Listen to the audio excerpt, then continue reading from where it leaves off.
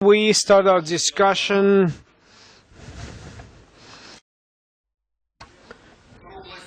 A roundtable dedicated to issues of cybersecurity, and our today's objective. Well, it's going to be difficult to come to some particular solution, especially to those of you who've been present at previous discussions. You have noticed that even in issues like internet governance, there is no single position. And what can we speak about? Very close, especially for Russia, topic of IT security and cybersecurity, as it is being called right now, notwithstanding the fact that this topic is actively discussed, and it is actively discussed for many years, but on the international level, on the level of development of national strategies, this topic came to the international level a couple of years ago when most of the states of the world started developing their own national strategies in the area of IT security or in the area of cybersecurity. I don't want to, and perhaps I will prevent discussions about the topic of terminology. What is the difference between IT security and cybersecurity and from informational protection? Because if we will go deeper into terminological discussions, then we'll never to be able to come to mutual understanding, and this will be the end of our roundtable without finding the common terminological definitions. And also would like to define several initiatives that were fixed, and many of you heard about them, and they've been happening in Russia in the area of cybersecurity. Document that was adopted in year 2011, in the end of the year 2011, about rules, let's call them rules of behavior by the Ministry of Defense in the framework of informational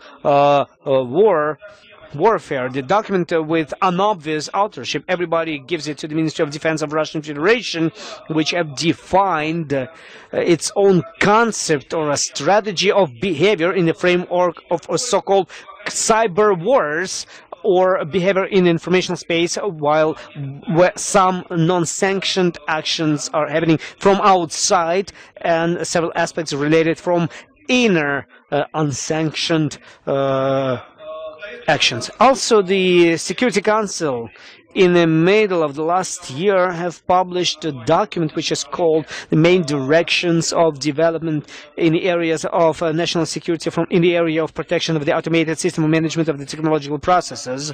The document is a very conceptual, and it's for the next 8 years, and it defines steps which will be adopted by Russia in the area of protecting its industrial systems from the external influences or from some internal cognitive or non-cognitive actions. Also, in the end of the last year, with the Council of Federation, a work group was organized for the development of a national strategy of cybersecurity. And I would like to give floor to the senator, the member of the parliament from Chelyabinsk region, Ruslana Tatarova, who initiated this work.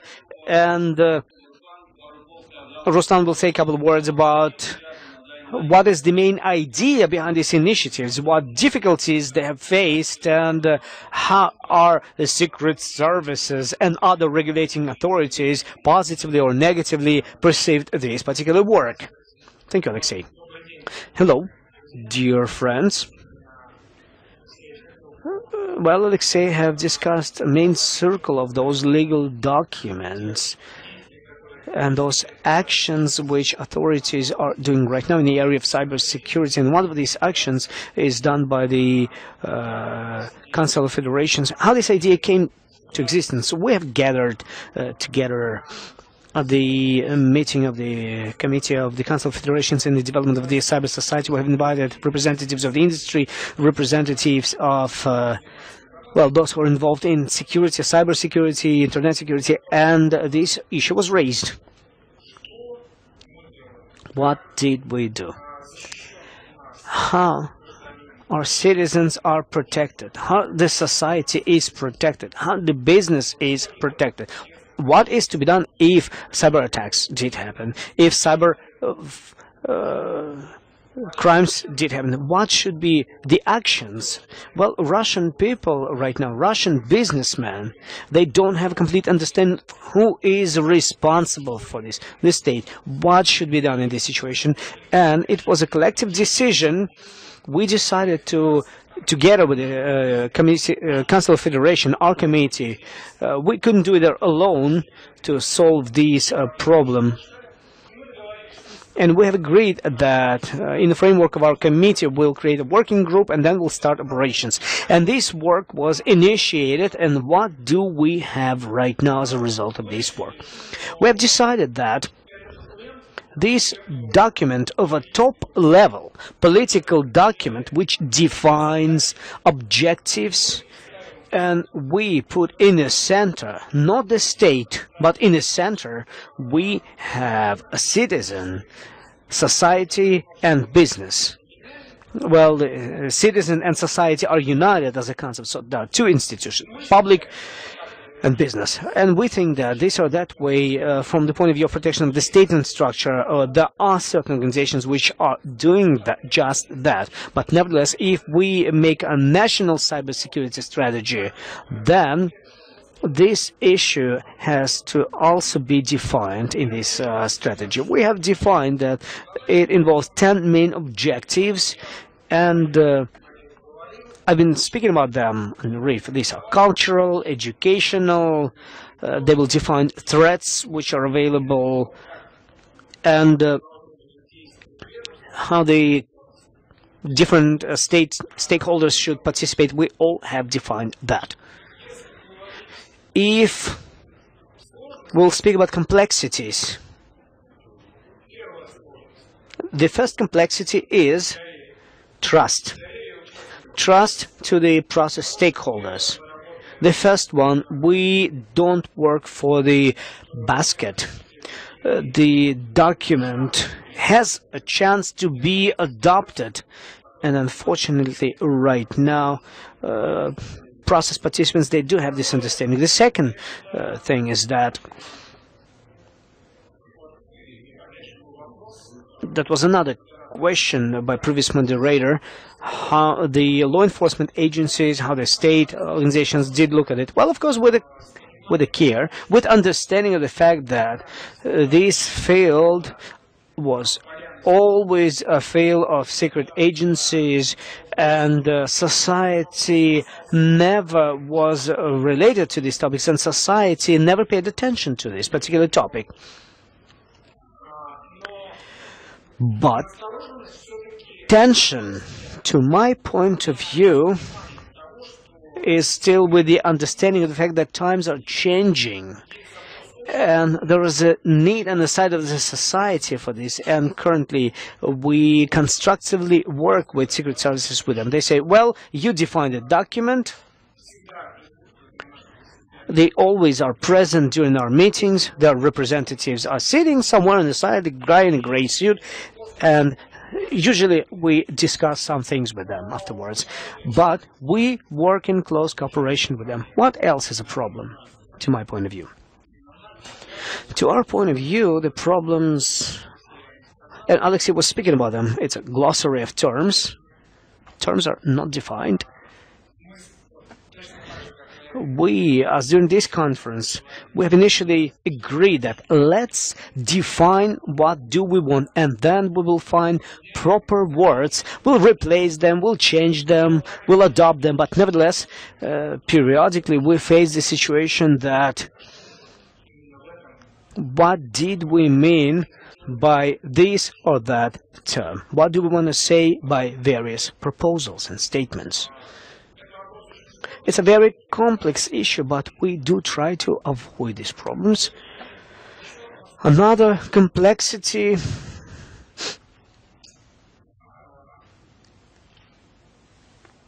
is the fact what will happen after we will define this concept. I think that it's going to be very difficult to overcome the bureaucratic mechanism, and this is my question. The question to Valentina Matviyenko as the member of the Security Council that works with all related organizations. She will introduce this step by the Security Council, and then it will be assigned by the President of the country.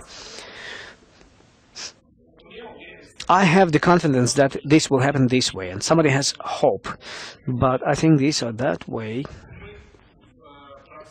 We are in the process, and we're looking into the future. Thank you very much. And right now I would like to introduce our foreign colleagues who agreed to participate in this very complex, even for Russian specialists, event on cybersecurity. I would like to introduce them. Kurt Giles, the Center on Studying the Conflicts, Jack Moots, Director on ICANN Security, and he is also well known that he has founded international hacker conferences DEF CON and Black Hawk, Li Yan, Institute of Modern International Relations, China. And to our foreign colleagues, I would like to ask one question to all of you before I will go to the agenda points.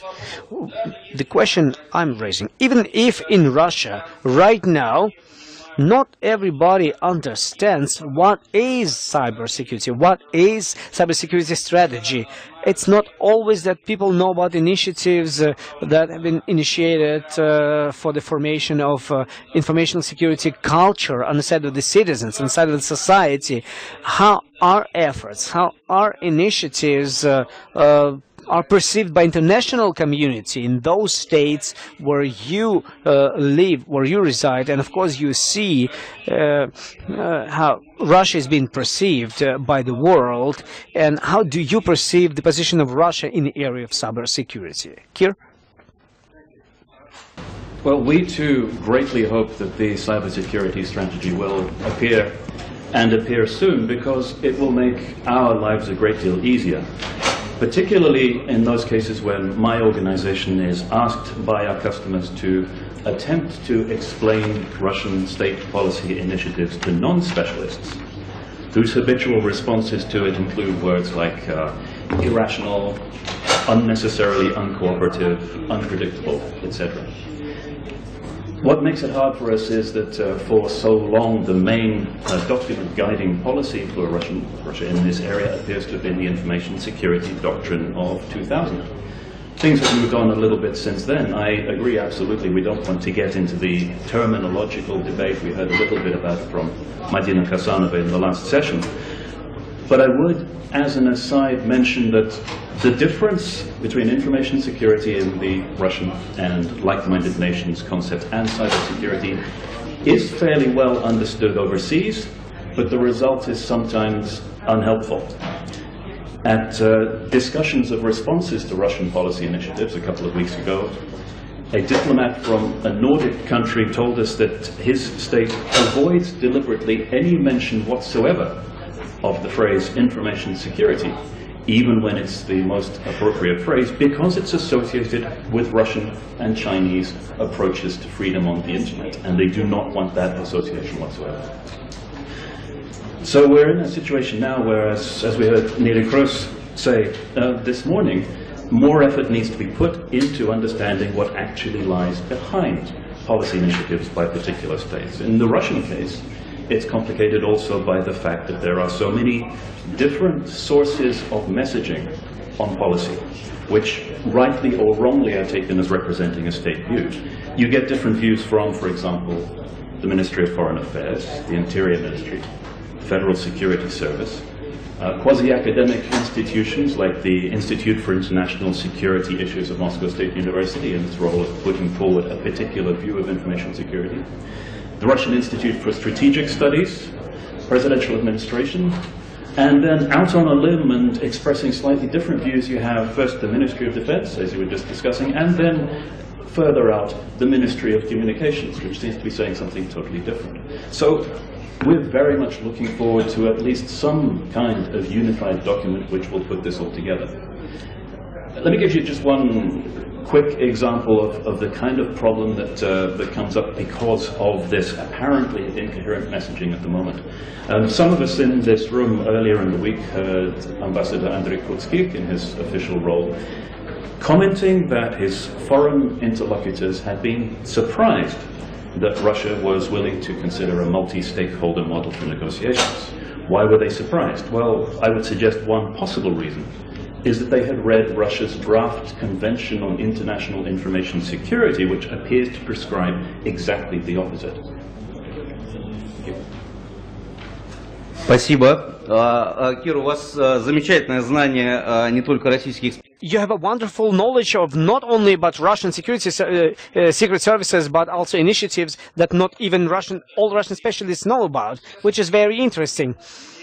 And right now, I would like to give floor to Jeff, who is going to share his vision on how Russia looks at the international arena in actions on cybersecurity, what can be good, what bad he sees in Russians' actions. Thank you. While I don't have the depth of knowledge as my colleague does, I have several things I'd like to point out. One is that a national strategy, any national strategy, would be welcome in creating consistency in messaging across different nations. It really helps when we're communicating with each other to understand each other's positions. And the more countries that publish positions, the easier it is for us to all understand and have an open and honest dialogue. So I encourage Russia to publish a document that they firmly believe in and can stand behind, because that will be how you're perceived throughout the world, and that's where the discussion and dialogue will begin. So I applaud you in publishing a document. On a personal note, I'd like to congratulate the current winners of the DEF CON Capture the Flag contest, which is sort of a worldwide competition to find the best hacking team, came from Russia. And they defeated over 400 teams worldwide to become champions. So I think Russia has the talent and the skill to produce world-class security professionals. I think part of the strategy, not just Russia's facing, but all countries, is how do you identify and foster the next generation of security professionals, because there are not enough in the world to go around. There's a shortage. And if your strategy just focuses on the external and does not consider how you're going to generate the next class, the next generation of security professionals, you'll fall short. You won't have the personnel necessary to fulfill your strategy. And so I think if you spend some time considering how are you going to identify, retain, educate your next generation of professionals that the country can rely on to secure their systems, you're going to have a disconnect between your aspirational document and having the skill necessary to actually fulfill it. Спасибо. Thank you. And the next speaker, Ms. Lian, who represents China. Very often, Russia and China are not put one against the other, but they equalized in their positions on the issues of internet governments and on the issues of cybersecurity. And I would like to hear the position of Ms. Lian on this particular topic. Maybe there is something good in Russia, and maybe there is something bad. What can you speak about it from your position? Thanks, Chairman. I'd like to share with you about some interesting things. The first is, just as you said, what's the meaning of cybersecurity? It's very interesting when I do some search online. Always I find out I can't spell the cyberspace. It's really a not word. You must type cyber space and security. So, it's not a real word. So I don't think it's matter about what's the name of cybersecurity or information security. According to my friend from Ministry of Foreign Affairs in China, he told me why we use the information security, not cybersecurity, because we have do some work consistent with some words with the Shanghai organizations. So that's why we call the cybersecurity information security. So I don't think it's the problem. The second thing I'd like to share with you is about in China, public awareness about cybersecurity is very limited. This issue is only focused in the academic circle, for example, think tank or the police makers from the government. So when something happened in cyberspace, the media always feel very strange or feel very shocked. Why this happened? What's the cyberspace? What's the cybersecurity? Is always a question often asked about. I know, just as we know, China and Russia has a very good cooperation in this issue. The International Code of Conduct of Information Security is a very good example to regulate the cyberspace issues. And now I know the experts and my colleagues from Russia and China are still keep taking efforts to promote this code of conduct. I think it will make some big progress in the near future. So I think China and Russia have a common concerns and common interests related to cyber issues. So I'm very looking forward to we can have more conversation and more cooperation related to issues. Спасибо. Thank you, colleagues. We will go to the next part of the session, and we have asked one question to every participant of the discussion, very specific questions to which we would like to hear answers. And after this, you will be able to ask your questions, and we will have some kind of a blitz questioning on some key questions, but it is obvious that it will not be possible to cover all peculiarities related with cybersecurity, especially international informational security. Well, it's going to be difficult. And the first thing that I would like to ask a question to Mr. Giles about how proper is the policy or a position which often is being proclaimed in many countries, including Russia. How proper is it to put the motto of secrecy on the cybersecurity topics? And what is the international practice to involve secrets from other countries to participate in this work on a local level? Policy or strategy appears to make no sense, because then everybody who wants to comply with that policy or strategy has to have a security clearance in order to actually be allowed to read the document that they're supposed to be complying with. So on a simplistic level, it seems to make no sense. Now, there must be some areas of national activity in cyberspace which have to remain classified for obvious reasons. But most of the time, if you're looking for compliance, then there's no point in classifying it. Speaking as a private citizen of the UK, I would be concerned and alarmed if our own security agencies, and in our case particularly GCHQ, were not involved in formulating cyber security strategy, because I hope that they are the ones who provide the expertise on the national security implications of policy decisions. But at the same time, I would be even more alarmed and concerned if they were in control of it altogether and did not involve other organizations which work on an unclassified level. For instance, we heard an example this morning of consequences of success on the internet which the security agencies probably would not be in a position to predict, and which are much more the preserve of industry or business. We heard Minister Nikiforov talk about the fallout from e-commerce success being paralysis of the postal system. I wouldn't expect GCHQ to be the ones that would be predicting that in the UK. I would look to business for that. So yes, I think although certain activities must necessarily remain classified, overall policy and direction, especially for international consumption and so that international partners can engage with it, must be unclassified. Спасибо. Да, Георгий. Thank you, Georgy Gritsai, Ministry of Communications, Deputy Head of the Department who controls the issues of informational security. I would like to support this discussion, and for some reason Mr. Jazz was called with my name, so I would like to add a comment. Ruslan has already pointed out that the cybersecurity issues, they connect civil society, business, and state. Cybersecurity issues without participation of these three main stakeholders actually is impossible.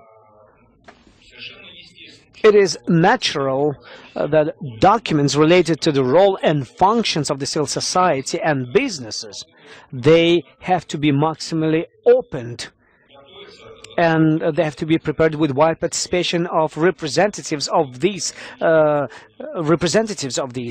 stakeholders, and it has to be supported by the civil society and business representatives. It's natural that there are issues which are in exclusive competencies of state bodies of authorities related to the country defense and national security, which specifically disclose the areas of activities of the state authorities. And there are no doubts that these issues, they have to be developed, and be classified.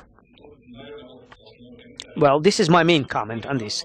And on the level of international cooperation and international development, once again, if we admit the role and function of these components, of those players in the process of providing the cybersecurity, all the documents, as well as international position on the main topics of cybersecurity and in the Russian Federation, they have to be completely open.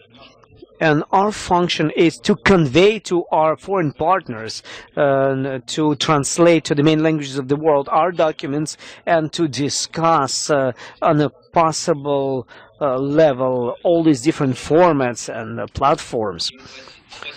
Thank you very much. I would like to specify the question that I wanted to ask in the end. How the position of the Ministry of Communications and ICT is correlated with the position of other ministries which do participate in the process of development of documents related with cybersecurity, information security, because until recent days, the Ministry of Communications and ICT, they didn't call this topic among the main topics of their discussion. And if we're speaking about translation of our approaches towards our international partners, how is this related to our regulator who tries to put the secrecy on those initiatives? Well, honestly speaking, in this question that you've asked, you actually had a lot of small questions, so we'll try to answer them in sequence. From the point of view of international position, there could not be a position of the Ministry of Telecommunications, of the Ministry of Foreign Affairs, or the Ministry of Economical Development. There's an official position of Russian Federation, which is agreed by all other ministries and all interested stakeholders, and afterwards it is being promoted on the international arena. Of course, in this work there are certain complexities, and it is possible some faults of our ministry and other ministries could be involved, and sometimes from the outside it could be looked as disagreed position. But about the area of competencies of specific bodies of authority is the issue of cybersecurity. Is it the main for the Ministry of Communications? I would answer in the following way. Yes, this question is of high priority, but in general, if you will look at one of our leading documents of strategic planning in this area, the main dimensions of state policy in the area of provisioning the automated systems of management, technological production process, and critically important objects. There, they look at the full integrity of objects. The critically important objects, there are automated systems of management, there are communication networks which connect them, and these network communication networks, they are communication networks of common use.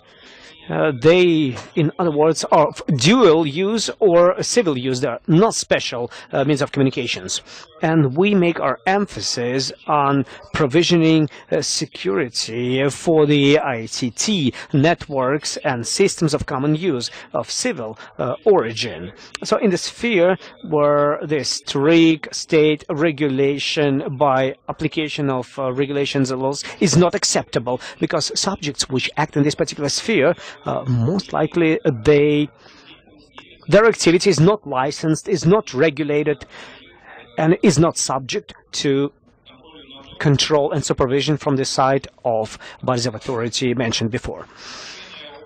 Achieving the common result in this particular sphere is possible by common efforts together with these commercial and non-commercial subjects acting in this particular sphere, and only by organizing certain self-regulation of the participants of this process, stakeholders. As a consequence, we in no way are trying to undertake the competencies of other bodies of authority, for example, Federal Security Service or maybe Ministry of Rostec regulation, which is involved in industrial informational systems, industrial dangerous objects. We don't want to take the competencies of other bodies of authority which are involved in special systems from the area of special objectives of state management. This is done by Ministry of Defense and other services and other bodies of authority. But the area of our priorities, I already have specified systems and networks of common use, and our approach to regulation of those is a maximum involvement into this process of all the stakeholders involved in this particular sphere of activity. Thank you. Next question I would like to ask to Mr. Moss. He mentioned that Russia is not perceived. Well, Russia is very strong from the side of the hackers and the area and the level of qualification of Russian hackers, and they got ahead of many other teams during recent DEFCON conference. And in connection with this, a question. Right now, Russia prepares a document which is called Main Directions of Building the IT Security Culture, where, among other questions, they also have called the idea that it is necessary to form certain community of ethical hackers who can help in various cases to provide issues of national security or issues related to cybersecurity. A similar idea just recently was announced by the General Kibble Alexander in the United States of America to the hackers community, that they have to help the United States of America in a framework of provisioning national security. How this position is political of dual standards? Could it be when for the same actions, the same people, if it's aimed against other state policies, it is being punished, but if it is aimed in a framework of the current policy against some other states, isn't there a policy of dual standards, and will it not be able to form on the side of a young generation an image of a person who could do anything if he will cover himself by the interests of national security? Question.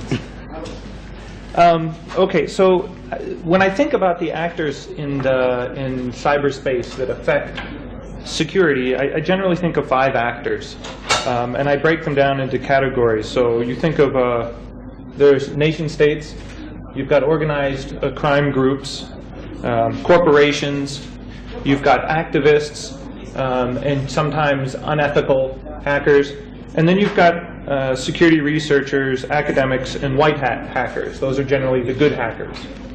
And so I'm assuming that the government only wants the good hackers to be involved. They do not want the bad hackers to be involved. And so if you look at what the role of the good hackers, the academics, and researchers are currently, you see that they are the ones that are most often involved in public debates about security. So when you read a report about a security vulnerability found in a product, those are generally produced by security researchers or hackers. They're not trying to make money, right? They're not trying to sell that vulnerability to a crime group. They're trying to share that vulnerability with the public to help the public improve itself. And not just the public of their country, but the world as a whole, everybody that uses that product. And so if you look at the other 4 groups, they don't do this. Right? Organized crime groups will not tell you what techniques they're using to steal your money. Governments will not tell you when they have problems with their own systems. Companies are not in the business of revealing to the public security vulnerabilities in their own products. That would probably hurt sales. So out of all the groups that can impact security, the ethical hackers are the only ones that are really providing the public information that they can use to make a decision on what products to buy. So if you're a company and you want to buy a new database product, If you read the marketing material from all the database vendors, it's all going to sound the same. But if you go to vulnerability databases and you research which databases has the most vulnerabilities, you'll see those bugs are found by researchers. And that's a very positive thing. And so I would say that, yes, ethical hackers have a very positive role to play, not just in Russia, but anywhere. But if you're talking about, and this is a defensive measure, but if you're talking about a call to ethical hackers to help a state in an offensive role, see, now we have problems. I don't agree with that. There's too many risks involved. One, they're not actors for the state. How do they know if what they're doing is not stumbling over an ongoing operation? Could be a false flag operation. You know, they could be criminally liable. And the other problem is, well, okay, so there's been some talk about a cyber militia, this concept of a cyber militia. And now this idea is much more of creating a registry of skilled professionals. You create their skills, what they're good at doing, and then in the times of an emergency, maybe the state calls them up and says, we need 300 routing experts, we need 10 networking experts in the East Coast. The problem with this is, one, is it's very expensive to keep that list maintained. If there truly is an internet event that requires you to mobilize your cyber militia, chances are they will be so busy protecting the companies they're working for that they may not have spare time to go help the state. And the other thing is, if you think about a cybersecurity expert as a doctor, right? If you get in a car accident, you may need 5 different doctors to work on you. Head doctor, you know, your bones, your legs. It's the same thing. If you're in a cyber accident, you can't just call for a cybersecurity expert and expect them to know how to fix the problem. They're very specialized nowadays, and you can't just take an application security expert and turn them into a routing expert overnight. So it's very important that you have the right skills in place in the beginning. Calling the public to help you will cause probably more confusion than it will help. And so I'm very skeptical of ideas that say that they need to call up the general public. I think that'll cause more problems than it will solve. Спасибо. Thank you. If I may, I would like to add a little bit to this. Yes, the cyber militia issue was discussed many times in Russia, and this idea have caused a lot of skeptical opinions. And as soon as we started speaking about cyber police, the issue that I would like to ask as a last question is addressed to Andrei Vernik, the chairman of the Kaspersky Lab. On multiple occasions, the idea was expressed that we should create some kind of an international community which is called Cyberpol, cyber police, which has to regulate the issues related with search, with punishment of violators which act in a cyberspace. And one of such preachers of this idea was the head of Kaspersky Lab, Evgeny Kaspersky. And I would like to ask this question to Andrei. Which efforts are being taken in this area? Well, if I may, I would like to begin my answer by answering this part of the question by continuation of the answer to the previous question about those white hackers and about are there ethical zones, non-ethical zones. You know, we have a very careful perception of this particular topic because, honestly speaking, this is a very, border question, and, half a step from it away to good viruses, to useful Trojan software, and to positive malware. This is not. And we see that in the network, in the internet, there were attempts to, on the side of the state, to create their own programs for in the area of legal activities, to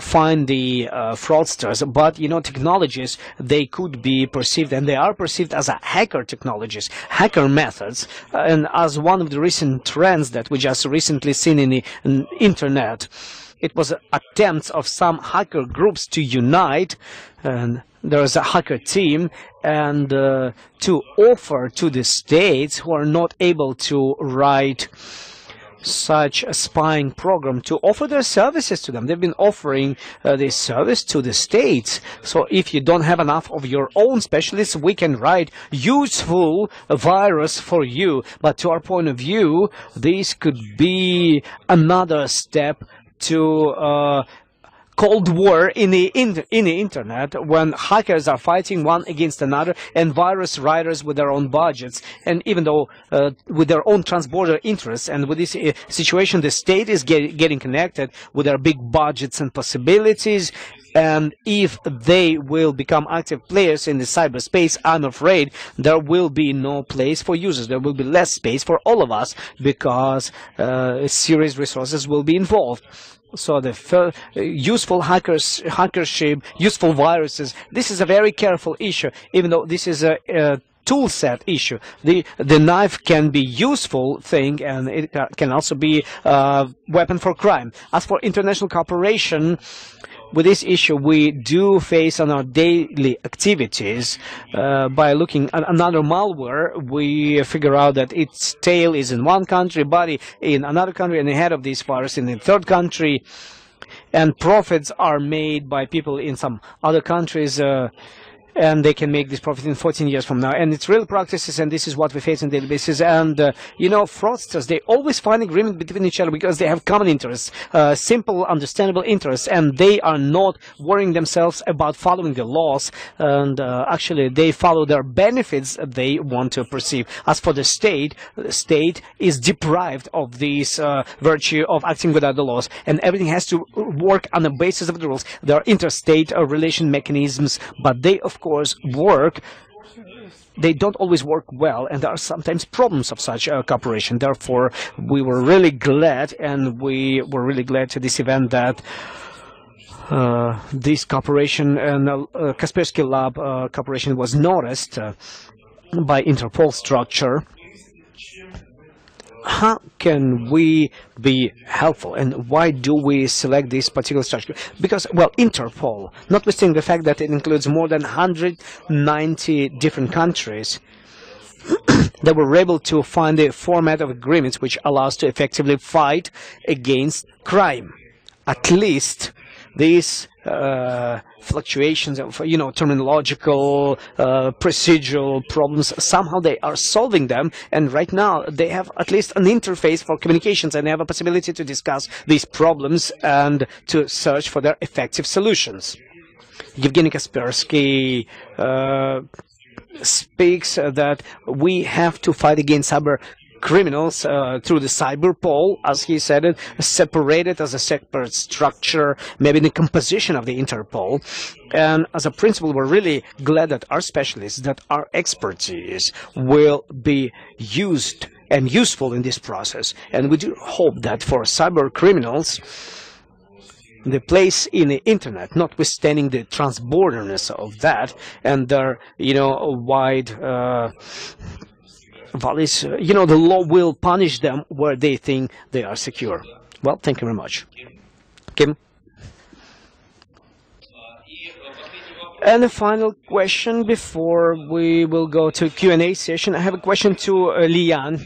Some experts tell us that one of the mechanisms of fighting against cyber criminals of different levels is so-called internet passport, which allows to cut away bad from good and at least control from the side of the state those actions which are happening in the internet. How, according to your opinion, this policy is a useful one, and how it allows us to discover and fight against cyber criminals? And isn't it a policy of intervention into the privacy and control over people, over internet users who often express not always acceptable by the government positions?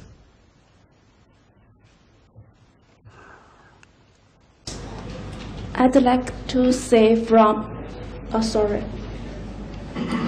I'd like to say from my personal point of view, I don't think the so-called internet passport is a kind of useful tool to fight against cyber criminal. Although I'm not an expert from the focus on the cyber criminal, but according to my experience, the cybersecurity issues is a very complicated issues. When you're talking about these issues with different people, they have different answers and different concerns. For example, if you talk about the issue with some friends from the industrial, they will talk about the virus, the bugs. But if you talk about the same question with officers from the law enforcement, they're always talking about the cyber crime.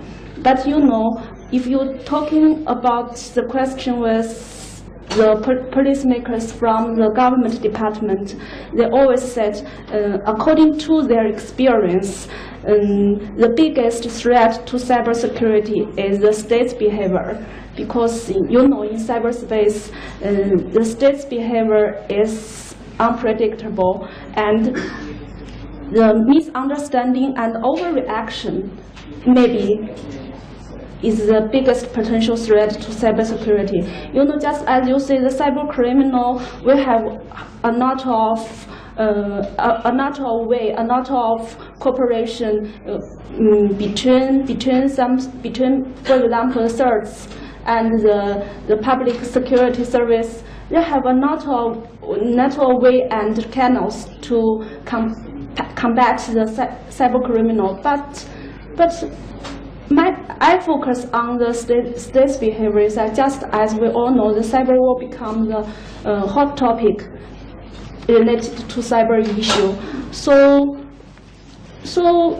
I'd like to say I'm not a big fan of the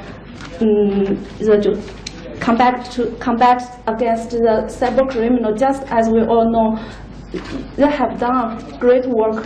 The international community have done great work, cooperation against the cyber criminal. But there are still a great challenges for the international community, especially for the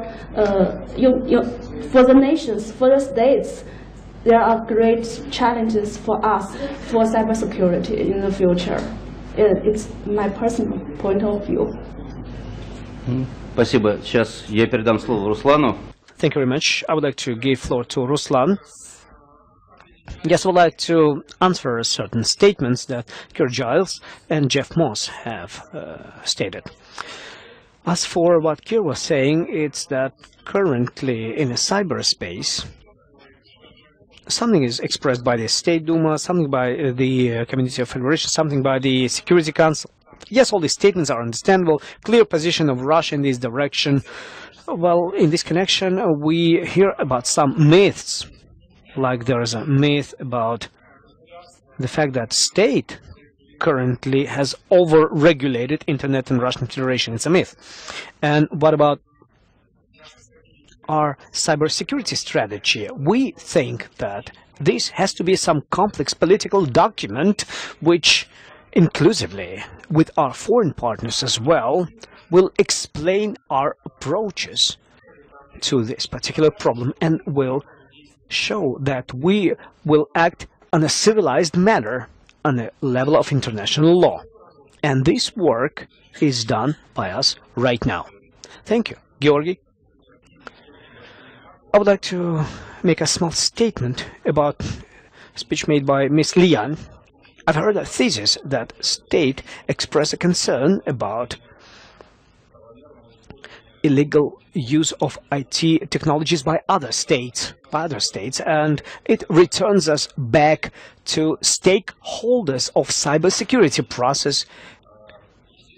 It's natural that from the point of view of a certain states, and it's natural to express concern from military political use of this technology, but I would like to bring attention that civil society and business has totally different concerns, and military political use of IT technologies, business is not interested in those. Business is more interested in so-called cyber crime or sustainability of infrastructure or improper execution of function by counter agents to support the informational infrastructure thereof.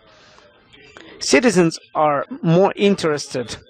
Citizens are concerned about viruses, fraud viruses, or by leaking their private information, or protection in the informational space of their own children.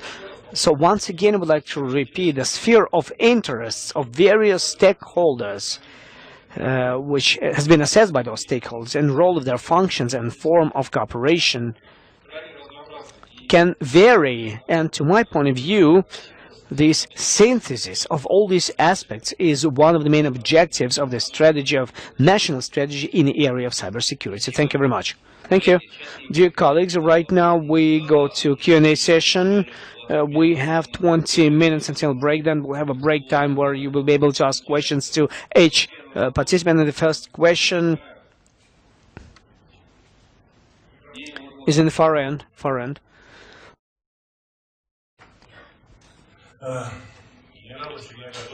Generals are always getting ready for the past wars. I'm a director on development of networks in the company Yandex.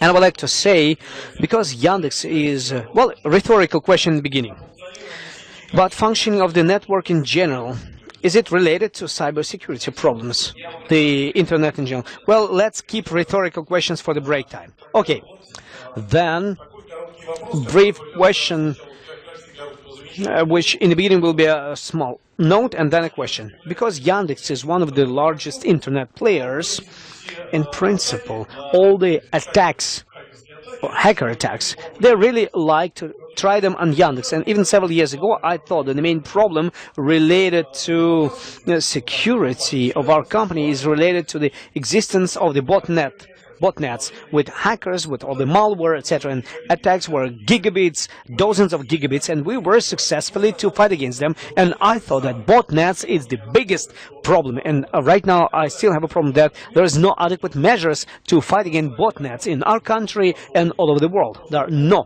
So the question of botnets is still hanging in the air. But several weeks ago, we have faced another challenge, which was really noticeable in a spam house. It was just laying down. It's an attack by DNS qualification. And the problem came to a totally different sphere. Basically speaking, this attack have demonstrated the vulnerability of the internet in general. And the problem, it's an international problem. Basically speaking, we have to do something with the DNS server system, etc. But it was several weeks ago. And 2 days ago, Yandex have disappeared in the whole country for 30 minutes. And we started clearing what did happen. Botnets didn't put us down. DNS qualification 70 gigabit were able to withstand. And 2 days ago, for 30 minutes, the largest internet company have disappeared in the whole country. And we have figured out the problem was in Russia. Nobody could damage us. We ourselves could damage ourselves. So, as a consequence, I don't want to speak about any details, but nevertheless, by making this statement, I will ask a question. I will responsibly answer that with a legislative base about filtration of resources, with the existing procedures defined by the Ministry of Communications, how this can be done. Any person very easily and very simply can do something that he will block any resource. This could be Yandex, this could be mail, this could be, well, there was a direct line to the president and there was no message, but somebody could block the direct line to the president. And I cannot say with the camera the elementary basics how this could be done, but I'm turning to the representatives of executive authorities and I would like to ask what is to be done. Because this question, it's a problem. If one people have learned how to do that, some other people can learn how to do that. And you can put down not only resource, but all the Russian network, the whole RUNET. Well, I will start giving comments from the end about procedures defined by the Ministry of Communications. Ministry of Communications in the area of blocking of information, which is prohibited for publication in Russian Federation, has not defined not a single procedure. We do have a federal law, and we have a decree by the government, plus we have, as I understand, instructions from the Federal Service, Roskomnadzor. And this is Roskomnadzor is with you. Yes, they are with us. But the materials of Roskomnadzor are not regulating document. And this is a governmental decree and federal law. That's what regulates. That's number one. Number two, the procedure that was defined there, it assumes really big number of different functions. There are technical functions, there are organizational possibilities, and I understand to work in a direct contact with Roskomnadzor. Roskomnadzor is open for cooperation, and I'm more than confident that you were able to solve all your problems, right? And from the point of view of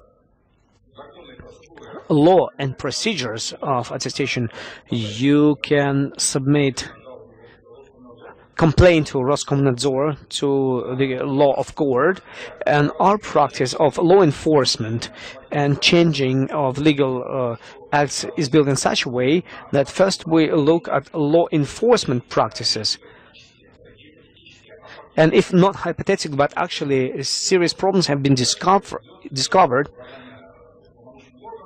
then certain authorities, they have to enforce it. And currently, as I know, one court case was submitted from YouTube LLC against Rospotrebnadzor about improper blocking of YouTube resources. Rospotrebnadzor have tried as a plaintiff to involve Roskomnadzor, and the court has prohibited that Roskomnadzor was attracted as a third-party witness, and the court case will happen in nearest days. So starting from September, from the moment when the new law was enforced, we had only one case. So if we want to actively change the procedures that were defined, we have to work and based on those procedures that have been defined in the country. Using the right of moderator, I would like to stop this topic. You're a wonderful moderator, but it's not related to information security. It does. You didn't understand me. It's not related to the registry. The problem is not related about site blocking, but due to the fact that we have no technological procedure of concept of blocking. Yandex were never in blacklists, and right now there's a hacker possibility before the procedure of blocking is not defined without any getting to the registry, without any risks to block any resource. Yes, we'll discuss this question separately with you. We can get involved. But sometimes industry tells us that you have to consult Federal Law 139. I'm sorry, but if the industry and these things, they have to be self-regulated somehow. I'm telling to everyone, why until June 2012 these issues were never self-regulated? In UK, they are self-regulated since '94.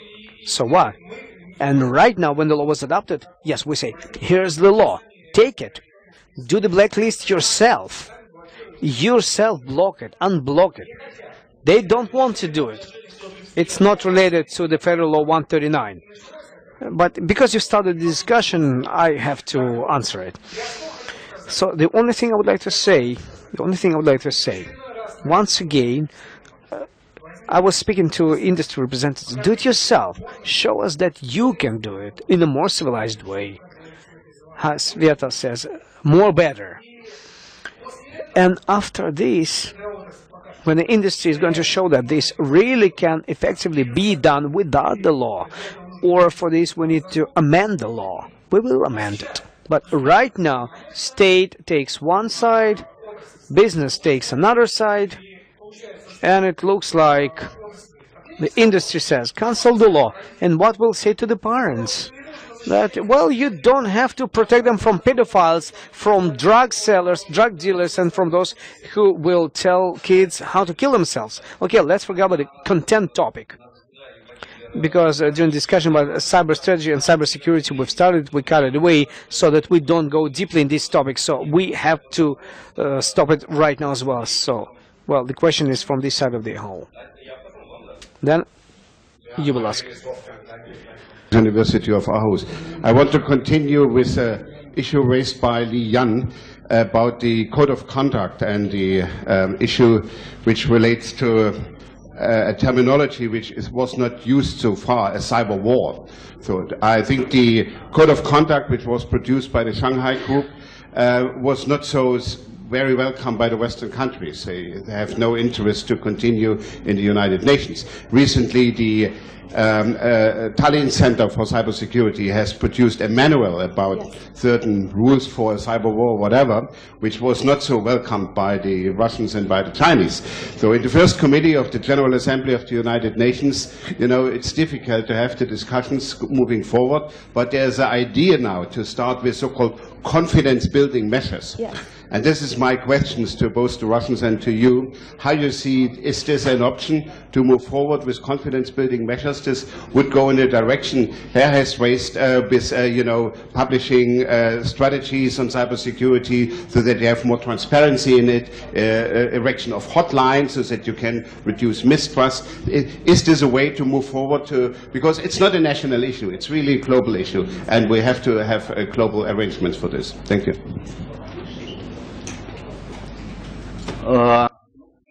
Well, dear colleagues, I would like to answer it because answering to global questions, how Russia will react to various international challenges, how we will accept or not accept international approaches, or how the international community will accept or not accept Russian approaches. Without representatives of Foreign Affairs Ministry, it's not proper to discuss it because each one of us have our own position, and many have participated in these international processes and in different work groups, but without official position of the Ministry of Foreign Affairs, we cannot give you any specific answer.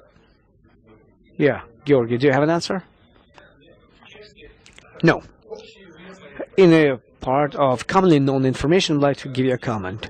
We have discussed a document by the Ministry of Defense, and we can demand discuss is it good or is it bad, but it is truthfully known that this document was drafted and translated into English, and it was presented to foreign colleagues in the framework of information exchange program. Commonly known information is that there is a hotline between the state authorities on the issues of military cyber incidents, for example. And in a part of fighting against cybercrime, in Russia we have National Contact Center in a Roman Leon group about exchanging of the information about cybercrime, etc. So there's a big number of bilateral agreements between different services of Russian Federations and foreign services, including United States of America services and EU countries and other countries. So in a framework, well, very often the dialogue is not able to achieve in the framework of specific platforms and in the framework of specific projects, international agreements, projects and conventions, etc. Because the process is very political. It's overheated, not only from the Russian side, but I have to mention Dubai, where we've been looking at complete misunderstanding of the parties. We've been speaking about same entities with different words, and in the end, we did not understand each other from the point of view of what we have lost. Okay, dear colleagues. From across PR company. I would like to ask you if you think that an executive order that was introduced by Barack Obama in February 2013 will be sufficient for public companies and official bodies to unite their efforts in order to prevent attacks on critical infrastructure. For example, in ICANN, does this executive order foster your activities? Для российских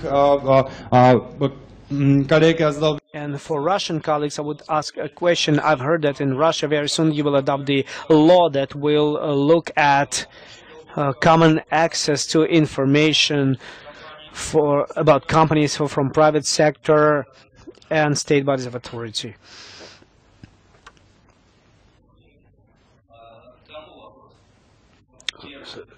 So, the first question is to Jeff Moss.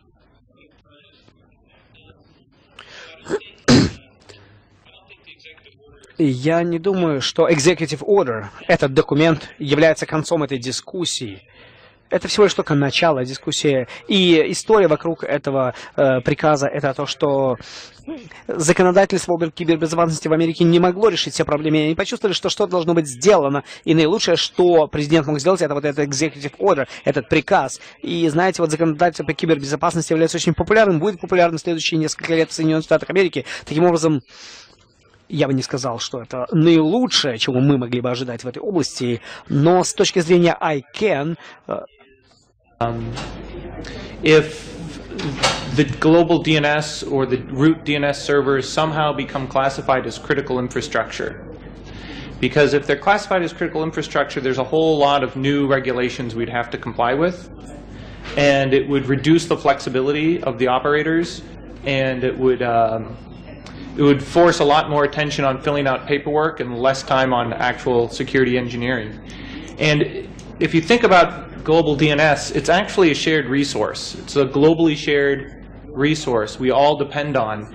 And if each country starts regulating it differently, we'll get different effects. You know, root operators will move to the country with less regulation or more freedom to act, and we'll start disrupting the system. So whether it's the EU or the United States talking about regulating the internet as critical infrastructure, I always try to point out, think about the repercussions if you classify root servers as critical infrastructure. It's not, it might sound good, but it's going to have a lot of complicating factors. Спасибо, и я добавлю. Thank you, and I would like to add, Russian president, a month before Barack Obama, have signed similar executive order about creating a state system of cyber attacks discovery, but many of those have been classified, many of those documents, and some of these events, from the point of view of realization of this decree, also is under the secrecy classification. So we do this work, but not many people know about it except for special services specialists. And this is the main difference. And one of the questions that was announced today at the round table, do we have to classify this work? And we came to the situation that many of them should not be classified, but that's how Russian history is well known in our background. It leads to the situation that many things are being classified in Russia. So the question from here. Well, to justify Russian Federation, as funny it could sound, in its decree there are 8 points, and one of them is really the secret. But this is a completely open document. Look, compare it to this is a document, open document, and it is published on the Ministry of Defense of Russian Federation, and it has all the information. So thank you very much. So generally, commercial crime, sorry. Internet security and internet crime is a commercial game. Yes, we've been looking at Yandex. Who is at fault? Yes, find the criminal, find your damage, go to the court. But the question is about something else. How this game is subjective? What is the role of personalities in this area? And we have to hope that 4 out of 100 teams, are hackers that have won. Good job for them. And this is art or crime? And this question is to whom? To all of you. I think that Yandex was not accessible for 30 minutes. I really like this search engine. And to me, if I had to find something to me, this would be a problem when Yandex fails for 30 minutes. So I think that that's where we see the situation, that a citizen, when he goes into the internet, he will get displeased against Yandex and against the state. Why the state have not protected this resource like Yandex or any other resource? People are nodding about it. It's also a question. It's a question that we have to find answer to. Or can we do it jointly? But it's too sad that if it will be discovered that actions of the state has led to the situation that it did happen, we have to clear this out. As for your question, private commercial interest, yes, the fact that citizen, his money was stolen from his car, this is also private interests of one particular citizen, and we have hundreds of thousands of citizens like that in other countries of the world. They have millions of those citizens, and I think that we need to use educational programs, and we have to build informational culture, and we have to strictly make it understandable to the citizen how they can protect themselves. It's some kind of a hygiene. Everybody knows that if you don't wash your hands before eating, you can poison yourself, even if the food is good. So the same situation can happen here. And the second thing is that we think, you know, we've been speaking about cyber police, cyber militia. With time, this or that way, some time ago, we lived without emergency committee, EMERCOM. Right now, we cannot even imagine that there is no EMERCOM of Russia. And when we will get into IT completely over our head, we will need some branch of MGS or EMERCOM, or it's going to be a separate structure. Thank you very much, dear colleagues. 2 final questions, and then we'll have a break time. Alexander Shipilov, Parliament. I have a question to Mr. Jarvis and Mr. Moss. In the framework of the project of this document that you have presented in the initial strategy of cybersecurity, one of the directions that was actively discussed is adopting these educational programs, development of these educational programs for teenagers in the area of cyber culture, safe behavior in the internet. And I have a question: do you have similar programs in UK or in the US, and how fruitful are they, and how big is the state participation in those programs, and in China as well? Look at the UK's cybersecurity strategy, which is now already on its second iteration, although, to be perfectly honest, there doesn't seem to be a great deal of difference between the first one and the second one, except the word cyberspace is another word, cyberspace. There is provision in there for educational programs. It's not laid out very clearly, but there is an impetus behind a cyber hygiene push in exactly the terms that we just heard. The comparison has been drawn between ensuring general cybersecurity with the AIDS campaigns in the late 1980s, and some fairly graphic comparisons have been drawn between the kind of precautions we need to take. But the main thrust of it is that, yes, within the UK government there is a strong drive to actually carry out this kind of program. However, I would stress I'm not here as a representative of the United Kingdom, just of my own organization. So. Yeah, in the United States, there's several programs. There's a long-standing university program called Cybersecurity Center for Academic Excellence, and these are universities that have been identified by the National Security Agency as having exceptional information security programs. And so if you're a graduate of one of these CAE programs, you can put that on your resume and it helps you get a job. Recruiters try to recruit out of universities that have the CAE credential. And what you see is that program expanding. They're going to try to expand it by 10 times to over 1,000 universities. They're trying to do something similar with high schools by exposing high school students to information security earlier on. And you see these contests now. There's national cyber competitions for university students. There's also competitions for high school students. And the idea is two things. One is attract students that wouldn't normally be attracted. Instead of making it so academic, show them the practical applications, give them hands-on experience and see if they're interested. And the second is the people that are good at cybersecurity sometimes are not the traditional people that are good at textbooks. And so the United States is looking for alternative ways to identify people that have skills. And so one of them is maybe they're really good at competitions. And so I think you see an acknowledgement that there's not enough people, and some projections show 50,000 jobs will go unfilled in cybersecurity because there's not enough talent. And so to fill that talent, they're exploring all options. Okay, in China, I think the major job concerning about the teenagers' internet problem is always depends on the parents.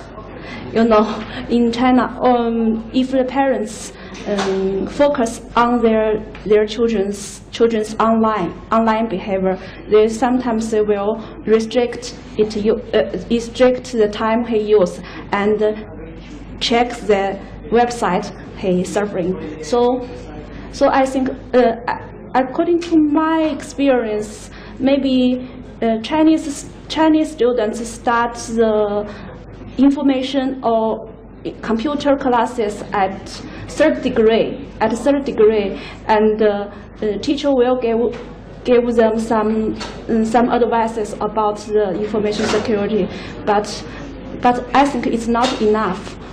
Mostly parents do some restriction and care about their children, and sometimes the media and the television will get some help through the terrible storytelling. For example, the addict of internet will cause some damage, terrible outcome. So, but I don't think it's a long-lasting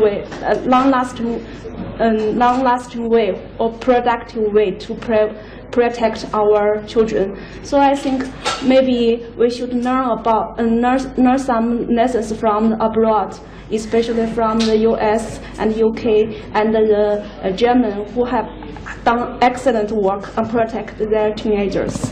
So I think it's a good suggestion for Chinese to create the information security culture for our teenagers. Спасибо. Коллеги, и последний вопрос. Thank you very much. And the final question before the break. Eduard Krylikov, Mass Media Press. About the topic of IT security, well, we can speak a lot about it. And what we didn't hear about the fact that there's a lot of technological problems as well, and this technological problem is caused by technological gap and technological independence, which Russia tries to express right now, and it is growing right now. And this is some kind of an opinion about this area. From the ministry, I would like to hear why national software platform was shut down. Who prevents it? I think this is the right way. And there's another topic which nobody discusses. It's called informational danger in a security service. But the totally different topic is different. For example, when 2 days ago New York Stock Exchange have dropped for 2 or 3 minutes, it's an example of international insecurity. We have to be protected from both sides. And it's going to be interesting about a national IT platform. Well, I will give the answer to 3 questions that you have announced. About technological side of this question, I would say that in our global world, all the states are similarly vulnerable, and same problems United States have, same problems China has, same problems UK has.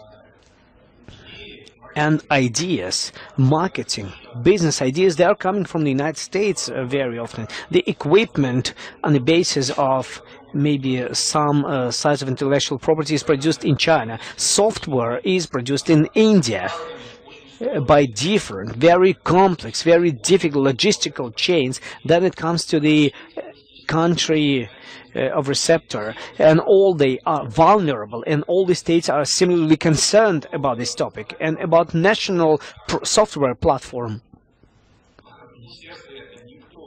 in the ministry, nobody prevents this work from happening, but I would like to point out that even in May last year, ministry have sent to the governmental committee a document where they expressed an opinion that national software platform in a new context needs to be rethought about. And I'm ready to tell you what is done in my department. We think that in the framework of national software platform and state financing and co-financing of this platform, probably there is no sense to support a development and support of software products of common usage. Software for, let's say, workplaces, office packages, office application, or the operational system of general common use. But it makes sense to support unique software products which have no marketing perspectives and are demanded exclusively for state objectives and state needs. Of course, the commercial market for such product, well, commercial market will not present it if there's not going to be state budget. Well, the state is ready to pay for such products, and with the purpose of further development of the industry, to disclose this code and to produce it for this license for the IT community. Well, and question number 3, while I'm speaking, I forgot. Can you remind me the third question? Organization. Informational danger. Well, from far away, I will give you the answer. Informational insecurity. Well, there was a lot of advertising of Yandex, and there was even an advertising about a New York Stock Exchange. But I would like to advertise the company Odnoklassniki. Just recently, Odnoklassniki had a preventive works. Well, in the course of 24 hours, and in these 24 hours, president and chairman of the government have received about thousands of applications. How many problems we have in the country? Dear President, do something about Odnoklassniki. The country cannot live without Odnoklassniki. And this is the informational insecurity for the civil society. Thank you very much. Dear colleagues, using the right of the moderator, I would like to say thanks to all the participants, all the stakeholders who have been answering questions and participated in the round table, to all of you, so that you've been sitting here and asking your questions. And right now we have a break in the framework of which you can ask your questions that you didn't ask. To all the participants of this discussion, thank you very much.